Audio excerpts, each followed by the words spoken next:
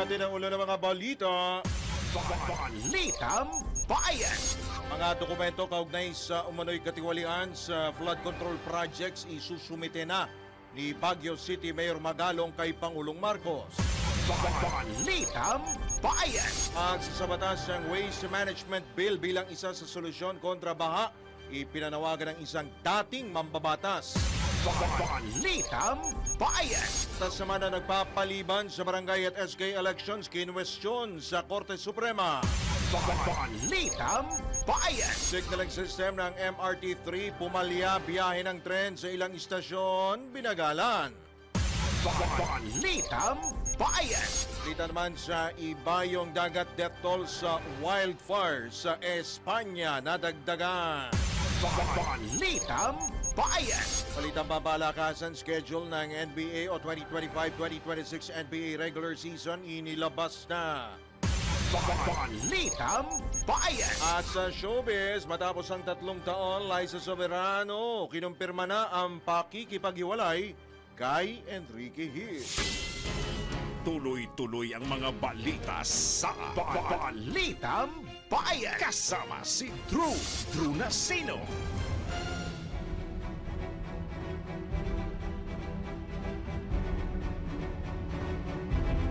Tanghali po, Luzon, Visayas, Mindanao, Mega Manila, sa buong bansa, sa buong mundo. Ngayon pong TGIF, thank God it's Friday, Quiapo Day. Ngayon pong Sweldo Day, Agosto 15, taong 2025. Kayo pa rin po ay nakatutok, nakikinig at nanonood sa pamamagitan ng Impila May Todong Lakas, DWIC 882 at Aliw Channel 23. Inyo po makakasama hanggang alaw na po tayo, Drew Nasino.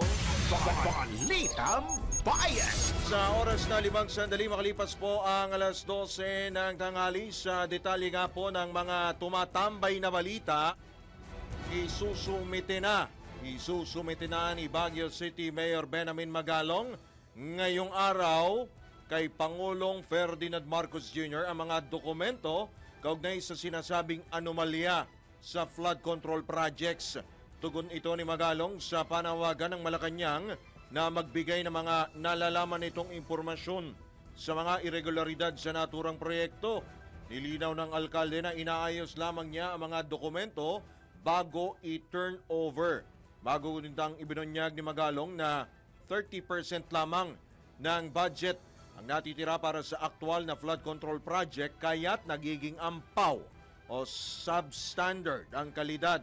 Bago nitang inihayag ng Kamara na plano nitong magsagawa ng sariling investigasyon, partikular sa ulat na ilang kongresista ang tumanggap umano ng mga kickback mula sa mga proyekto. Balitang Bayan!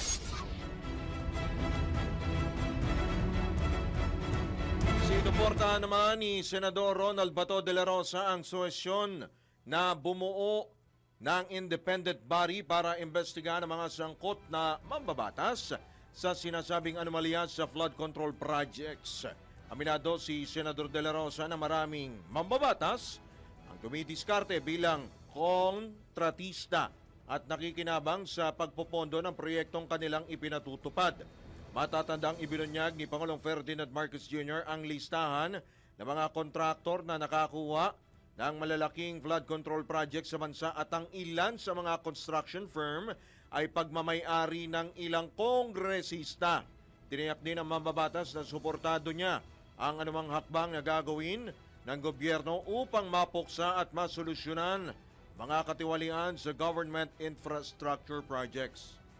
Whatever it takes to get to the bottom of it, suportado ko po yan kung anong dapat gawin ng ating gobyerno. Pero kahit nga merong independent body pero wala rin namang makukuhang maganda, din wala rin. Pero ang importante dyan, seryosohin ng gobyerno natin. Seryosohin. Whatever approach na gagawin, basta seryosohin natin.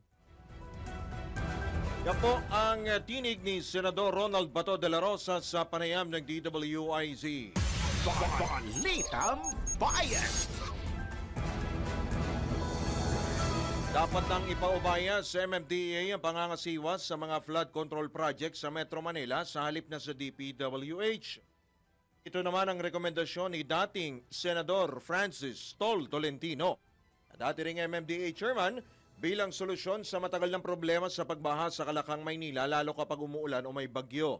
Ipinalawanag ni Tolentino na malinaw naman ang nakasaad sa Republic Act 7924 na kabilang ang implementasyon ng mga proyekto kontra baha sa mandato ng MMDA. Ako po kasama doon sa panawagan ngayon na ibigay sa MMDA yung flood control. Ganito po kasi yung nangyayari. Sa batas po natin, ang in charge sa flood control, traffic management, MMDA. Pero ang naggagawa ng mga proyekto, yung mga pumping station at lahat na, ay DPWH. Ibibigay lang po yung pumping station pag nagawa na. Ito turnover sa mga engineers ng MMDA. Yung sa mga 273 esteros natin. Ito turnover lang yan paggawa na. Ang magmi-maintain si MMDA, pero ang nag-construct si DPWH. Kaya pag nagkaroon ng problema, hindi alam ni MMDA kung saan nahabulin yung, kung sino man yung kontraktor, kung sino man yung gumawa, kasi ang nagpagawa ay si DPWH. Merong dysfunction po doon. Bukod dito, ipinanawagan din ng dating senador na ipasa na ang Waste to Energy Bill na isa sa kanyang nakikitang solusyon kontra baha. Aprobahan natin yung batas na waste to energy. Natatakot pa rin ang iba nating mga sobrang naniniwala na masama daw ang usok. Wala naman pong usok na yun eh. Sa gitna po ng Tokyo, sa gitna ng Paris, may incinerator. Wala po ang basura, di wala yan. So magiging kuryente pa ho yan. Kaya makikita nyo yung pinapakita ng MMDA ngayon sa bitas. Pinagtatsagaan nilang pukpukin, gawing asfalto, gawing hollow blocks yung basura. At panahon pa ho ni kopong-kopong yun. Ang kailangan po ngayon ay makonvert sa energy, walang basura. Walang basura, siguro po 70% walang baha. Yan po ang tinig, ang payo, ang rekomendasyon ni dating senador at dating MMDA Chairman Francis Tol Tolentino. Balitang Bayan! Sa oras po na 10 sandali makalipas ang alas 12 ng tanghali. Sa pagkakataon ito, alamin po natin kung babaha ba, uulan ba ng malakas o meron bang panibagong sama ng panahon na nagbabanta po sa ating bansa. Alamin natin ang Pag-asa weather report mula kay Lian Loreto. Magandang tanghali. Magandang tanghali po, Sir Drew, at sa lahat po ng ating mga taga-subaybay. Southwest monsoon pa rin o habagat ang nakakaapekto sa malaking bahagi ng ating bansa at magpapaulan at magdadala ng makulimlim na panahon na may kalat-kalat na pag-ulan, pagkulog at pagkidlat dito po sa may Metro Manila, Mimaropa, Calabarzon, Bicol Region, Central Luzon, pati na din po dito sa Pangasinan, sa buong Visayas, Zamboanga Peninsula, Barm, Northern Mindanao at sa Caraga. Kaya magdala pa rin po tayo ng payong panangga po sa mga ulan.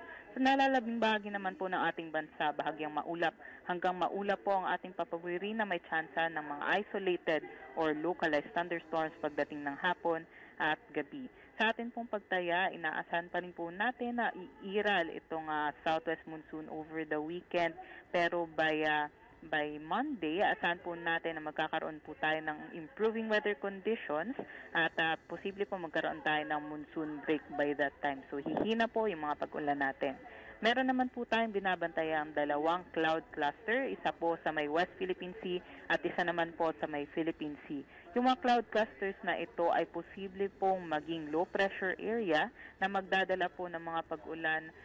Specifically po yung sa West Philippine Sea, pwede po siya magdala ng pag-ulan dyan po sa may Palawan, kaya tuloy-tuloy po yung ating mga pag-ulan dyan. At yun lamang po ang latest galing dito sa Pag-asa Weather Forecasting Center. Ito po si Lian Loreto. Lian? Yes po. Meron bang namumuong panibagong sama ng panahon sa labas ng Philippine Area of Responsibility? Ayun po, yun nga po ang cloud clusters nating binabantayan. Posible po siya maging LPA within 48 hours. Pero yung nasa West Philippine Sea po ay nasa labas naman po ng PAR. Yung pinaka-maaapektuhan nito ay yung Kalayaan Islands po. Pero yung nasa Philippine Sea naman po, posible siyang magdala ng pag-ulan dyan po sa may Northern Luzon area. Alright, maraming salamat Lian Loreto.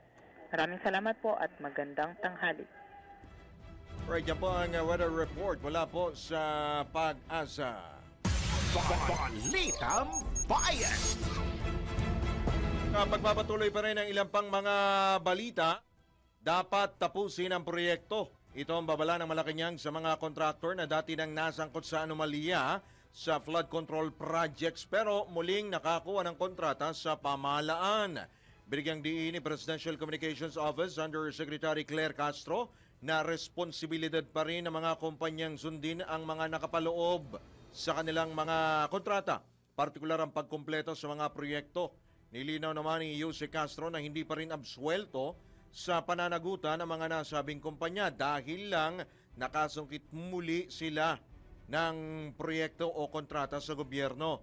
Inihayag din ng palasyo na isa sa ilalim pa rin ang mga naturang kontratista sa investigasyon o investigahan pa rin sila at pananagutin kung kinakailangan, gayon din na hindi na pagkakatiwalaan sa mga proyekto dahil sa pagkakasangkot noon sa mga anomalya. Balitang Bayan!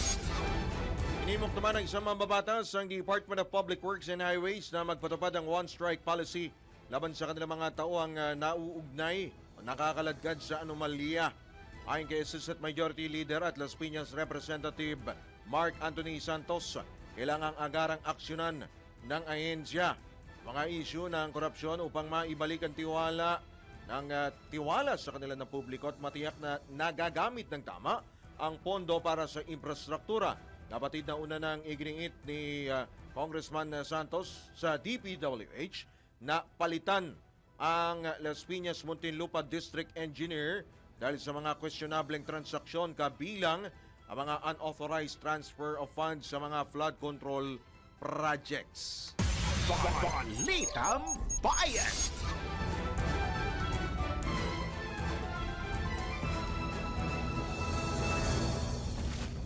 Sa oras po na 14 makalipas ang alas 12 ng tanghali, sa pagkakataon ito tanggap tayo ng ilang mga report. Kamara pinayuhang wag manguna sa investigasyon sa mga kongresistang isinasangkot sa issue ng flood control projects. Ang pag-ulat mula kay Patrol 30 Jelly Mendez. Hindi pabor si House Majority Leader Sandro Marcos na magsagawa ang Kamara ng investigasyon sa pagkakasangkot ng ilang mambabatas, senador man o kongresista sa flood control projects. Ayon kay Marcos, mas makabubuting hintayin kung ano ang magiging direktiba ng Malacanang bago umaksyon ang Kamara. Sa ambush interview, sinabi ni Marcos na may inilabas ng listahan si Pangulong Ferdinand Marcos Jr. na umano'y nakinabang at naka-corner ng bilyones na halaga ng flood control projects. Naniniwala ang House Leader na dapat mabigyan ng pagkakataon ang Pangulo na maaksyonan ang mga impormasyon na nakarating sa kanya at huwag sana itong madalian dahil kailangan ng masusing investigasyon. Matatandaang sinimulan sa Kamara ang briefing ng House Committee on Public Accounts kaugnay sa isyu ng katiwalian sa bilyong-bilyong pisong halaga ng proyekto ng flood control sa ilalim ng pamamahala ng Department of Public Works and Highways. Sinabi ni Marcos na depende kay Bicol Saro Party List Representative Terry Ridon, ang chairman ng komite, kung ano ang magiging direksyon ng kanyang mga hearing. Dagdag pa ni Marcos na maaaring tumulong ang Kamara sa pamamagitan ng pagkalap ng mga dagdag na impormasyon at pagtukoy sa posibleng pinagmulan ng anomalya. Ito si Patrol 30. Jelly Mendez nag-uulat para sa Impilang May Todong Lakas sa DWIC. Nagbabalita ng tama, naglilingkod ng tama. Balitang Bayan! Pangulong Marcos inilatag ang mga plano ng pamahalaan para sa pagpapalakas ng sektor ng mga marino. Sabay po yan ang pagtatapos ng mga kadete ng Philippine Merchant Marine Academy. Alamin po natin ang kabuuan ng detalye mula kay Patrol 13 Gilbert Perdez. Inilatag ni Pangulong Ferdinand Marcos Jr. ang mga plano ng pamahalaan para sa pagpapalakas ng sektor ng mga marino kasabay ng pagtatapos ng mga kadete ng Philippine Merchant Marine Academy. Sa kanyang talumpati, tiniyak ng Pangulo ang mga plano ng gobyerno para sa mas matibay at mas mataas na antas ng pagsasanay para sa mga Pinoy na marino. Ayon sa Pangulo, magkakaroon ng National Merchant Marine Aptitude Test na susukat daw sa kahandaan ng mga kabataan na kumuha ng maritime courses sa kolehiyo. Bumubuo na rin niya ng Ladderized Maritime Education and Training Program ang pamahalaan para sa tuloy-tuloy na pag-aangat ng mga kadete mula sa non-degree hanggang sa degree program. May mga ginagawa na rin niyang paraan ng Maritime Industry Authority o Marina para maparami ang oportunidad para sa on-board training. Patrol 13 Gilbert Perdez para sa Impilang May Todong Lakas, DWIC, nagbabalita ng tama, naglilingkod ng tama. Balitang Bayan. Samantala, AFP kinalugod ang inilaan sa kanilang pondo na 40 billion pesos para sa susunod na taon sa ilalim ng 2026 National o Proposed National Budget. Ang pagulat naman, buhat kay Patrol 17 Jopel Peleño. Ikinalugod ng AFP ang dagdag pondo na nilaan sa kanila na nakapaloob sa 2026 national budget. Sinabi ni AFP spokesperson Colonel Franciel Margaret Padilla na welcome ito para sa kanila na malaking tulong sa modernization program ng hukbong sandatahan. Higit ani ang mapalalakas nito ang kanilang mga hakbangin para protektahan ang soberenya ng bansa kasunod ng mga kinakaharap na geopolitical tension. Paigtingin din ito ani Padilla ang suporta sa militar at ipinatutupad na Comprehensive Archipelagic Defense Concept o CADC. Tiyak ani ang iigting pa ang kanilang kahandaan sa lupa, dagat, himpapawid at maging sa cyberspace dahil sa dagdag na pondo. Ito si Patrol 17 Chopel Peleño para sa impilang may todo lakas. DWIZ nagbabalita ng tama, naglilingkod ng tama. Balitang Bayan. May mapambalita, JBC naglabas na ng survey result para sa ombudsman, sa mga aplikante po sa pagka-ombudsman. Sino ba ang mga nangunguna? Patrol 24, Jun Samson. Kuyang inilabas na ng Judicial and Bar Council ang resulta ng isinagawa nilang survey para sa aplikante sa pagka-ombudsman. Sa pahayag ng JBC ay nais kasi nilang makuha ang pulso o punto ng publiko kaugnay sa kanilang saloobin, suhi o komento tungkol sa mga aplikante na nais maging ombudsman. Nakalagay ang link ng survey sa Facebook page ng JBC na maaaring sagutan bago mag 4:30 ng hapon sa August 26. Kabilang sa listahan sina Supreme Court Associate Justice Samuel Gerlan, Retired Associate Justice Mario Lopez, Justice Secretary Crispin Remulla at dating BIR Commissioner Kim Henares Jacinto. Magugunita ang una ng napaulat na na-disqualify umano si Remulla dahil may nakabinbin siyang kaso sa ombudsman kaugnay sa pagpapaaresto kay dating Pangulong Rodrigo Duterte, pero tiwala ang kalihim na ibabasura rin ang reklamo. Nabakante ang posisyon sa ombudsman matapos nagretiro si Samuel Martires noong July 27. Patrol 24, June Samson para sa impilang may todong lakas. DWIZ, nagbabalita ng tama, naglilingkod ng tama. Balitang Bayan. Balik po tayo sa flood control independent body na mag-iimbestiga sa mga kongresistang posibleng sangkot sa naturang issue. Welcome sa Kamara. Babalik si Patrol 30 Jelly Mendez. Bukas ang Kamara na maimbestigahan ng independent body ang issue ng pagkakasangkot ng ilang mambabatas, senador man o kongresista sa issue ng katiwalian ng flood control projects. Ayon kay Manila Representative Joel Chua, ang chairman ng House Committee on Good Government and Public Accountability, makabubuti ito para maalis na ang duda na may pinoprotektahan sila sa kanilang hanay. Tiniyak ni Chua na kasama sa mga iimbestigahan ng Tri-Committee ang kontrobersya sa flood control projects at magiging bukas ang kanilang pagdinig, kaya asahan na ang patas at walang kinikiling ang investigasyon. Matatanda ang itinuloy ng House Committee on Public Accounts ang briefing sa issue ng katiwalian ng flood control project sa pangunguna ni Bicol Saro Party List Representative Terry Ridon, ang chairman ng komite. Lain nitong mas maging maayos at maging mabigyan ng linaw ang issue sa status ng mga malalaking proyektong hawak ng 15 top contractors na ibinulgar mismo ni Pangulong Ferdinand Marcos Jr. sa kanyang zona.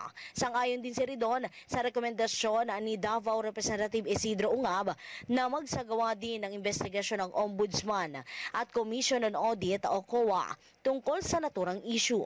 Targetin niya ng komite na maimbitahan sa susunod na pagdinig ang mga opisyal ng COA upang alamin ang audit reports ng mga ahensyang may papel sa proyekto ng flood control. Ito si Patrol 30. Jelly Mendez nag-uulat para sa impilang may todong lakas sa DWIZ. Nagbabalita ng tama, naglilingkod ng tama.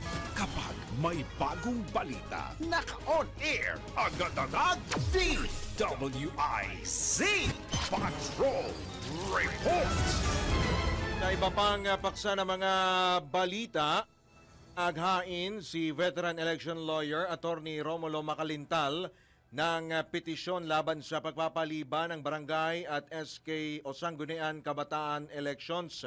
Inihain ni Macalintal ang petition for certiorari at prohibition with a prayer para sa issuance ng temporary restraining order sa Korte Suprema kanina at alinsunod sa naturang batas na nilagdaan po ni Pangulong Bongbong Marcos nitong Miyerkules. Ito po yung RA 12232.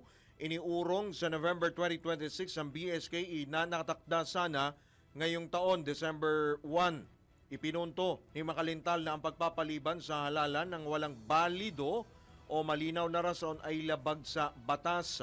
Batay sa ruling noong June 2023, idineklara ng Korte Suprema na unconstitutional ang batas na nagpapaliban sa BSKE na orihinal na itinakda noong December 5, 2022 at iniurong noong October 30, 2023. Gayunman, hindi nito napigilan ang pagdaraos ng nasabing halalan ng October 30, 2023 dahil sa legal practicality at pangangailangang isagawa ito. Balitang Bayan! Sa iba pa rin paksa ng mga balita, balik normal na ang operasyon ng MRT-3. Makaraang pumalya ang signaling system nito. At itong inanunsyo ng MRT-3 matapos nga ang naging problema sa bahagi ng Santolan Station. Ito ang dahilan kaya't binagalan ang takbo ng tren sa 30 kilometers per hour speed limit mula Ortigas Station hanggang northbound Cubao Station. At sa ngayon ay nasa 60 kilometers per hour na ang bumalik na nga po sa normal. 60 kph na po ang normal maximum operating speed nito. Balitang Bayan!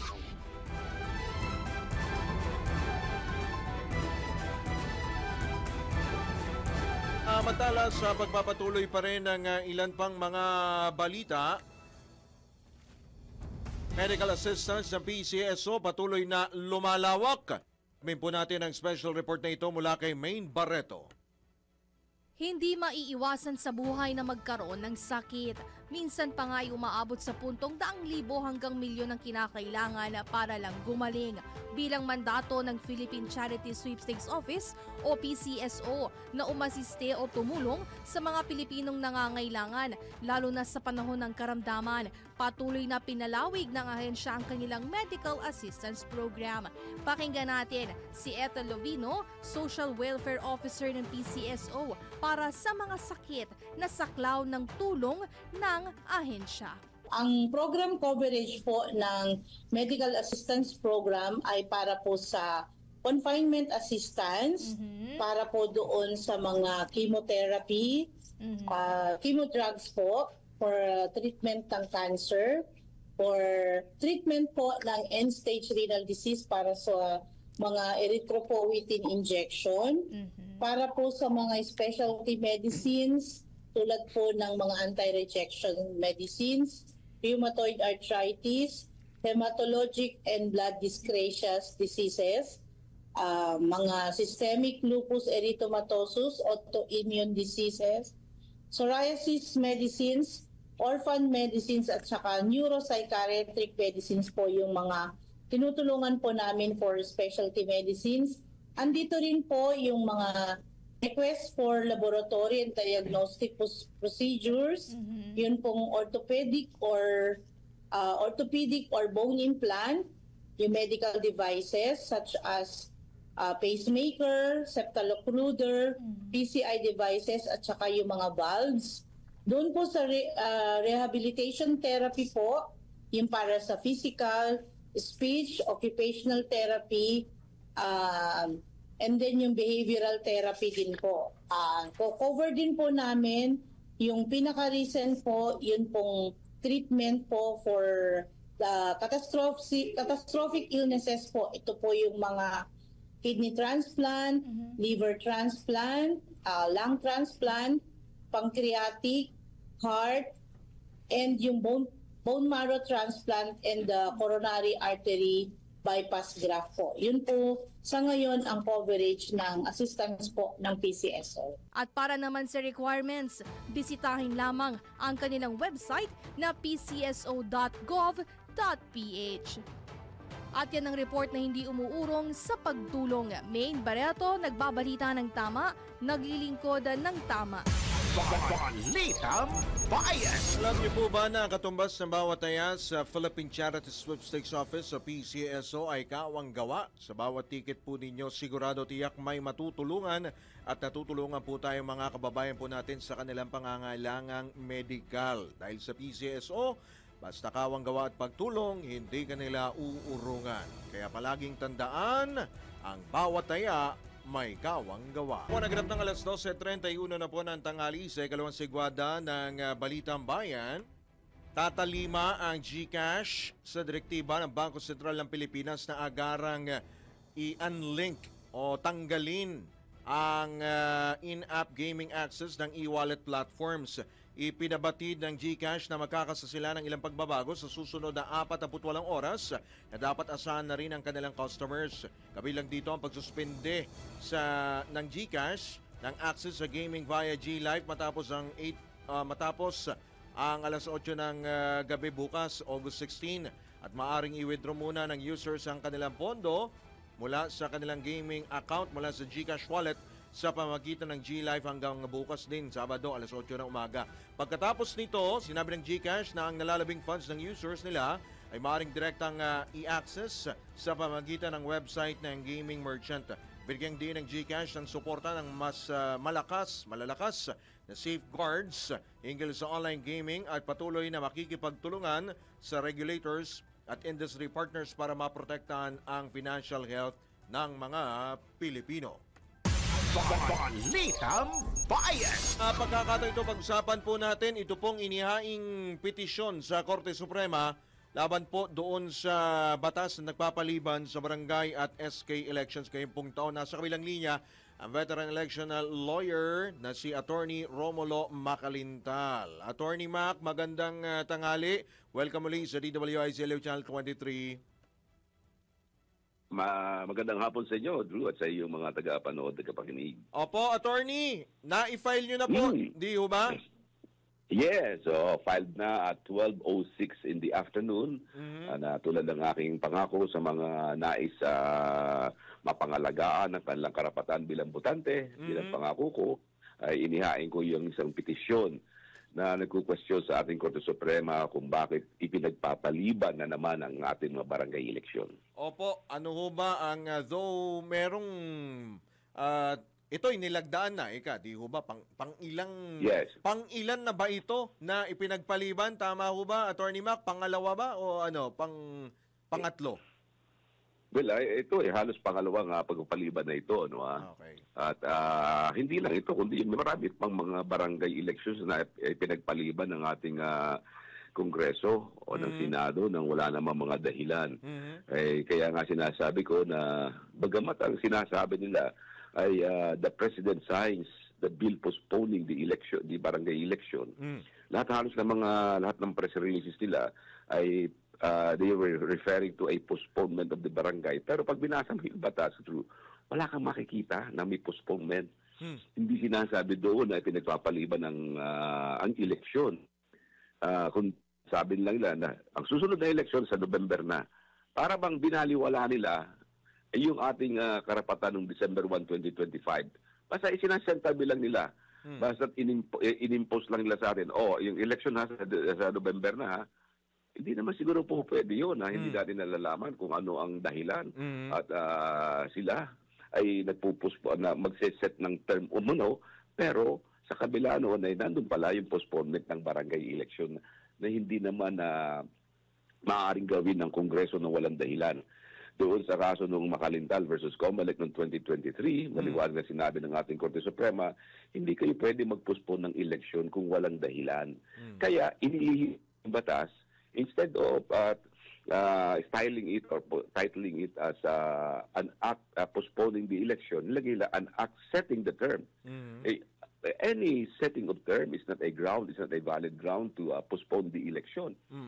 Pero para lamang maiiwas nila yung requirement ng saligang batas at ng Supreme Court, yung requirements na papaano pwede mag-postpone, inalis nila yun at diniretsa na agad nila na ang susunod na election ay sa November 2026. At ang masakit pa nito, yung sinet ilang date na first Monday ng November 2026 ay All Souls Day, November 2 yun. Ganun. Na yun ay tayo mga Katoliko ay nasa sementeryo, nasa mapuntod ng ating mga kaibigan, mga kamag-anak na namatay, nandun tayo, hindi tayo pupunta ng anumang lugar na iba kundi sa mga puntod na yan na nanalangin tayo. Wala akong matandaan na eleksyon na ginanap ng November 1 or November 2. Kasi ginagalang natin na yung tradition na yan, religious tradition ng ating mga mamamayan, na hindi yan dapat haluan ng politika. Kaya yan isang maliwanag na dahilan, at maliwanag na ebidensya o katibayan na hindi pinag-aralan ng batas na yan. Political consideration lamang bilang pagtupad sa pangako ng mga kandidato sa mga barangay officials na ipupuspon lang halalan para ma-extend ang term nila. Yan ay pinangako nila para makuha yung suporta, yung boto ng mga barangay officials nung last election. At iyan ang iniwan nilang pangako. Pag kami nanalo, ipupuspon natin ang halalan to the prejudice, damage, detriment of our Filipino people who have the right to choose their own leaders. Pero, Attorney, di ho ba yung June 2023 ruling, hindi ho nito napigilan yung pagdaraos po ng October 30, 2023 elections? Hindi nga napigilan, pero effectively napigilan din kasi ginamit na rin yung term na yun kasi 2 years lang silang pinapag-serve. Na yung 1 year na nagamit na yun ay kinonsider nila na parte pa rin ng term ng mga elected officials. Kaya nga bagamat hindi natuloy, itinuloy ang term of office nila. Kaya ang term of office nila ay hanggang December 2025 din lang. Kasi kung na-elect silang 2022, ay dapat 2025, itinuloy lamang ng Korte Suprema ang nasabing term of office nila. At batay po dito sa sinasaad po ng inyong petisyon na retroactive changes in terms of office or legislated extension of tenure incumbent officials should not be allowed to remain unchecked. Yes, dapat ay prospective yan. Kung gusto mong gawing 4 years yan, edi gawin mo na yung sa ngayon, ay hindi mo pwedeng i-apply yan kung hanggat na rin ang mga incumbent na yan. Kung gusto nila, ituloy natin ang December 1, ngayon ninyo gawin yung 4-year term. Pero hindi po pwede yung papanatilihin natin incumbent ngayon, pero ang susunod na eleksyon na, 4 years na sila under the guise of setting the term of office. Pero postponement pala ang kailang ginagawa. Sa tingin nyo, Attorney, makakahabol kaya ito before mag-December? Ay, sigurado naman. Kung bibilisan lamang ng ating Korte Suprema, ay naman ay habol na habol. At ako naman ay naniniwala na bibigyan kagad ng aksyon ng Korte Suprema yan kasi meron na tayong dating petisyon tungkol sa bagay na yan at hindi na masyadong mahirap pag-aralan. So yun ay magiging batayan nila? Yes. So kung ngayon ba, nagko-comply ba doon? At sa akin palagay, hindi nag-comply kasi setting the term is not a valid ground as defined by the Supreme Court doon sa Makalintal versus Comelec noong 2023 case. Sige po, Attorney, medyo pipihit lamang. Although ito may kaugnayan pa rin po, medyo ipaubayan na po muna natin sa Korte Suprema habang hinihintay po natin ang kanilang desisyon. Pero dito po tayo sa mainit pa rin po nga issue. Dito po, tama ho ba, Attorney Makalintal, sa Omnibus Election Code ay ipinagbabawal ang pagtanggap po ng mga kandidato ng campaign donation or contributions mula po sa mga government contractors, yung meron pa pong proyekto sa pamahalaan. Yes, pinagbabawal yan ng ating batas sa Section 95C.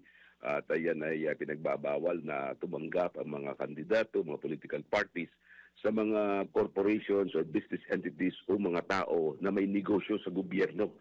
Yun naman ang hindi napahabaan pa ko ng definition. Sino mang may negosyo sa gobyerno ay hindi pwedeng magbigay ng donasyon sa sino mang kandidato o politiko. Regardless po ba yun? Opo, kung tapos na ang kontrata? Regardless kung tapos na kontrata, basta sinasabi doon yung merong kontrata o negosyo sa pamahalaan. Alright. So, that means, of course, inamin naman din po, alam naman na po natin, no, batid na po nating lahat, ni Senate President Cheese Escudero na siya po ay tumanggap ng campaign contribution. So, siya po ay hindi po ligtas dito sa posible pong kaharapin na niya sa pagtanggap po ng campaign contributions mula po doon sa kanyang kaibigan. Well, hindi ko masasabi yun kasi hindi ko nakita kanyang sose. Okay. Kasi kung ang nakalagay sa sose ay yung ibinigay ng kanyang kaibigan ay in his own personal capacity. Alright. Mr. Libunaw ba yun? Kung si Libunaw o Lubiano, ay ibinigay yun dahil sarili na niyang pera yun, walang problema kasi hindi naman korporasyon na nagbigay eh. Okay. Ang may business, ang may negosyo sa gobyerno ay iyong korporasyon nila. Kung ang korporasyon ang nagbigay, ibang usapan yon. Kasi sa ilalim ng ating batas, magkahiwalay ang personalities, di ba? Ng corporation at saka ng stockholders, ng mga stockholders niya. Kaya kung in his personal capacity, walang problema yon. Ang magiging problema lamang niya ay kung hindi siya nag-report na siya nag-contribute. At kung kasi ipinangalan maging sa kumpanya. Oo. Hindi. Yung kailangan nag-report siya sa COMELEC na siya ay contributor or donor. Kailangan kasi bukod doon sa kandidato, kahit yung nagbigay o yung donor o contributor, dapat sila rin ay nagbibigay ng kanilang report sa Commission on Elections. So, yun pala. So, hindi naman natin din sinisingle out si Senator Cheese, no? Siyempre, yung iba ring mga mambabatas marahil ay mukhang bubulat-latin daw ho yan ng COMELEC, Attorney Mac. Anong reaction nyo rito? Sana nga. Sana nga, ito ba yung nasa kapangyarihan ng COMELEC? Na sila lang naman ang may kapangyarihan na yan ay buksang muli. Opo. Kasi nasa kanila naman ang records ng nasabing mga kandidato. Alright. So, mukhang mahaba pa ito. Attorney, kasi ang daming mga, syempre, ilan ba yung mga kumandidato, di ba? Ang dami niyan. Oo. Lalo doon sa Senate at sa yung mga kongresista, mga governor. Lalo na yung mga kumpanya na yun, 15 na in-identify ng presidente na medyo kontrobersyal. Tingnan natin sino ba ang mga nagbigay doon? Sino bang mga presidente ng nasabing mga korporasyon ang nagbigay sa mga kandidato. At yung bang ibigay nila ay pera ng korporasyon o sarili namang pera nila. Yun ang malinaw kung korporasyon o sariling pera. Pero ano ba ang magiging kaparusahan kapag kung mapapatunayan po na nilabag ng isa pong partikular na halal na opisyal itong omnibus, in particular nga po na provision. Ayan, ang parusa sa paglabag sa mga election laws and rules and regulations ay 1 hanggang 6 na taong pagkakabilanggo at iyan ay hindi entitled sa probation, merong perpetual disqualification from holding public office and deprivation of the right to vote. Okay, pero matindi ang parusa. Okay. So, pwede pa naman siyempre may korte naman na didinig dyan sa mga kaso na yan. Dadaan naman sa korte yan, hanggang sa Supreme Court yan. So, matatagalan pa rin naman unless nabibilisan ang desisyon sa nasabing kaso. Sana naman kung sakali magkaroon ng kaso, mabilis ang desisyon. At kung may magpa-file ng kaso. Pero kahit naman walang mag-file, motu proprio, pwede naman ang COMELEC. Kasi nasa very wide ang kanyang kapangyarihan. At dahil sa naungkat na rin lang ang bagay na ito, sabay isang malaking hamon yan sa COMELEC para tingnan niya yung mga possible violations ng sino mga kandidato na nag-file ng SOSE sa kanila. Ang dami niyan, attorney. Marami pa sila. Isa pa, hindi pa naman na nagpe-prescribe ang nasabing mga offenses. Kasi yan ay merong 5 taon ang prescriptive period ng mga election offenses. Okay. Yun pala yun. So, attorney, baka meron ka pang mga karagdagan, baka mga payo sa atin ho mga kababayan, lalo po yung mga barangay at SK po na nagtatanong, sinakagawad, ano na ho ba? Tuloy o tigil do kahit merong nilagyan sa akin, tayo na nanawagan hindi sa mga kagawad o barangay officials, kundi sa mga botante mismo, ipagtanggol natin ating karapatan. Alam ko, siyempre, mga barangay officials, siyempre gusto nila ma-postpone extension of term nila, except for some others, no? Pero generally speaking, ang ating mga mamamayan ay gusto nilang matuloy ang halalan. At yan ay dapat matuloy sapagkat pag hindi natuloy, tinanggalan tayo ng karapatan na makaboto. Tinanggalan tayo ng karapatan na pumili ng sarili natin mga leaders. Yung mga incumbent barangay officials na yan, kapag sila ay hold over by a legislative appointments lang. Ang ibig sabihin sila ay in-appoint. Hindi natin pwedeng isaalang-alang ang ating karapatan. Hindi natin dapat na baliwalain ang ating karapatan. Dapat ipaglaban natin ang ating karapatang makaboto at makapili ng sarili nating mga officials. Alright, marami pong salamat, Attorney Max, sa inyo po oras. Magandang hapon po. Ingat po kayo, Attorney. Ay, maraming salamat, Drew, and maraming salamat sa inyong tagapanood, tagapakinig. Salamat po. Ingat po kayo at good afternoon. Si Attorney Romulo Macalintal, isa pong veteran election lawyer at kasama din po natin po dito sa ating pong himpilan, Senior Moments. Balitang Bayan! Pabalik po muli ang Balitang Bayan. Makalipas lamang ilang mga balala oras. Attorney Winer Contino, 14 na minuto na lamang po bago sumapit ang ganap na alauna. Sa uling sigwada na ng Balitang Bayan sa pagpapatuloy pa rin ng ilang pa mga tumatambay na balita. Ikinagulat at ikinahihiya ng ilang senador ang ulat na isang staff ng kanilang kasamang si Senador Robin Padilla ang nagmamariwana o nagchochongke umano sa loob mismo ng gusali ng Senado. Aminado si Senator Sherwin Gatchalian na nahihiya siya para sa kanyang sarili dahil sa loob mismo ng kanilang building nagpat session ng staff. Dapat anya maging magandang ehemplo sila mga senador sa mga kabataan. Ipinunto ni Gatchalian na puspusan ng Philippine Drug Enforcement Agency maging ang PNP sa kampanya nito kontra illegal na droga, pero sa loob lang pala ng Senado, may makikita at may humihit-hit ng marijuana na nakakahiya para sa mataas na kapulungan bilang isang institusyon. Para naman kay Senador Ping Lacson, nakasisira sa imahe ng institusyon kung totoong gumagamit ng marijuana ang staff sa loob mismo ng kanilang gusali kaya't nag-aamoy Amsterdam ang kanilang tanggapan. Sa kabila nito, hihintayin nila ang official report. Hihintayin nila ang official report mula sa Office of the Senate Sergeant at Arms at kung ano ang magiging aksyon ng Senate leadership laban sa staff. Balitang Bayan! Samantala, tanggap pa tayo ng ilang pang mga pag-uulat mula sa labas ng impilan.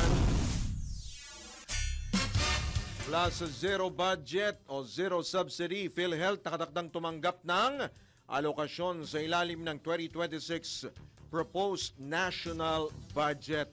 Nagbabalik si Patrol 30 Jelly Mendez. Nakatakdang tumanggap ang Philippine Health Insurance Corporation of PhilHealth ng 53.3 billion pesos para sa 2026 mula sa zero subsidy sa kabuuang taon.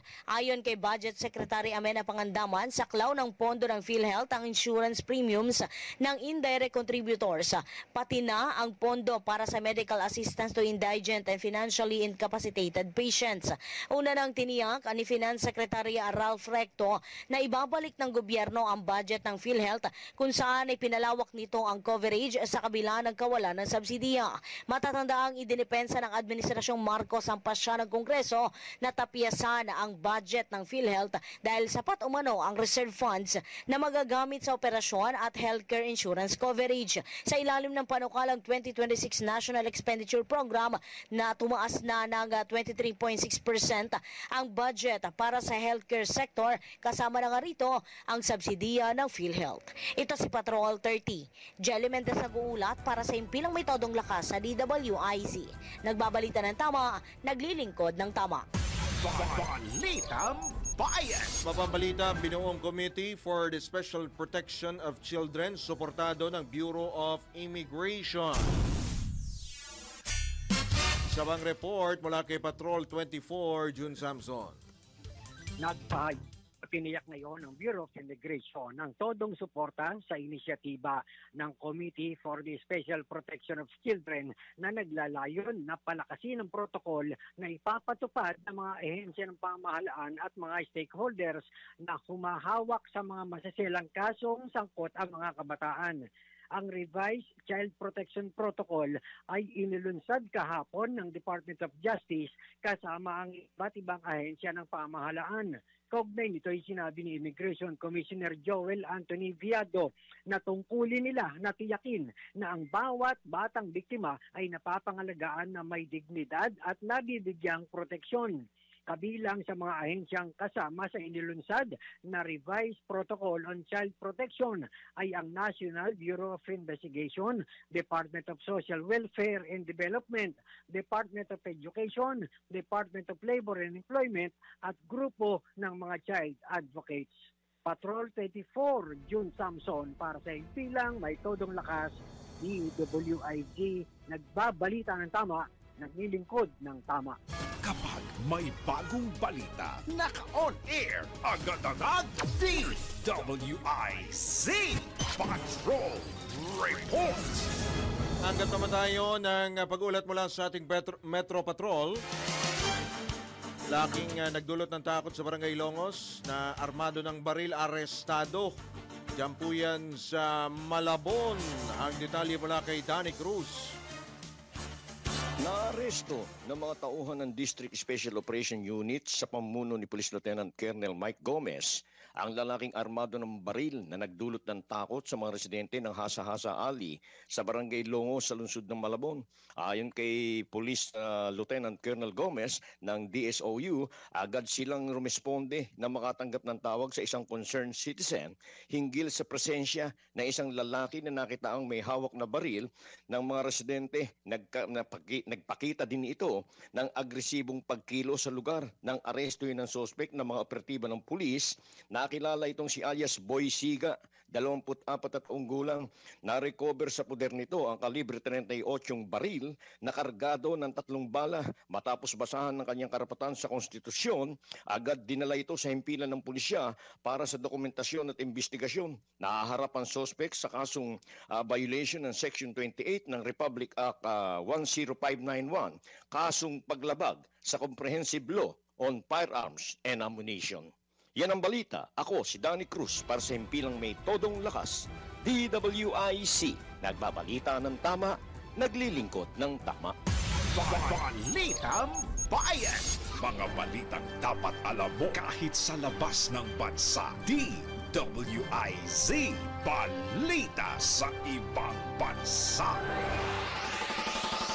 Mabot na sa 3 ang patay habang nasa 8,000 individual ang inilikas bunsod ng papatuloy na wildfire sa Spain. Ayon sa Spanish Weather Agency na IMET, posibleng magpatuloy hanggang sa susunod na linggo ang pag-alat ng apoy bunsod ng inaasang mainit na panahon. Dahil dito nagpasaklolo na ang Espanya sa mga karatig nitong bansa na agad namang tumugon at nagpadala ang European Commission ng water bombing planes. Samantala, naaresto naman ng mga otoridad ang 4 na katao na hinihinalang nagsimula ng forest o wildfire. Balitang Bayan. Sa mundo ng palakasan, ang latest malalaman sa DWIZ Sports News. Isinapubliko na ng National Basketball Association o NBA ang schedule nito para sa 2025-2026 regular season. Nakaplanong magbukas ang bagong season ng liga sa Oktubre 21. Pangungunahan naman ang last season NBA champion na Oklahoma City Thunders. Ang opening night at makakasagupa sa buwan naman ng bakbakan ang Houston Rockets. Nakatakdaring makalaban ang Los Angeles Lakers, ang Golden State Warriors sa unang araw ng NBA season. Kabilang din sa listahan ng schedule ang schedule ng 2026 NBA All-Star Game sa Pebrero 13 hanggang 15. Samantala, inaasahan sa Abril 12, matatapos naman ang 2025-2026 regular season. Balitang Bayan! Ito na ang latest, bagong-bago, Fresh na fresh! DWIZ Showbiz News!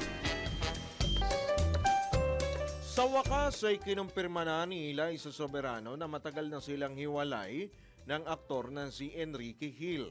Inamin ng aktres ang issue sa kanyang podcast series na Can I Come In? At sinabing halos 3 taon na nakalipas nang sila'y maghiwalay ni Enrique. Matagal na rin anya niyang gustong ibahagi sa publiko ang kanilang paghiwalay pero napagkasundoan nila na huwag munang isiwalat ito sa taong bayan. Bagaman naging mahirap sa kanya na makipag-split, naging payapa at full of love umano ang naging proseso.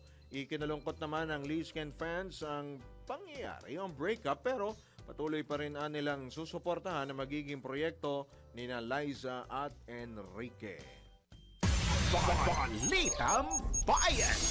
At sa inyo po isang oras na balitaan dito po sa Balitang Bayan. Ngayong araw po na ito ng TGIF. Thank God it's Friday. Kaya po din ngayon pong Sweldo Day, Agosto 15, taon 2025. Sa ngalan po ng buong tropa ng DWIZ at Alib Channel 23. Ito po nyo lingkod, Drew Nasino, nagbabalita ng tama, naglilingkod ng tama. Standby lamang po para po sa susunod na palatuntunan Network News kasama si Nagia Rafael at Ian Articona.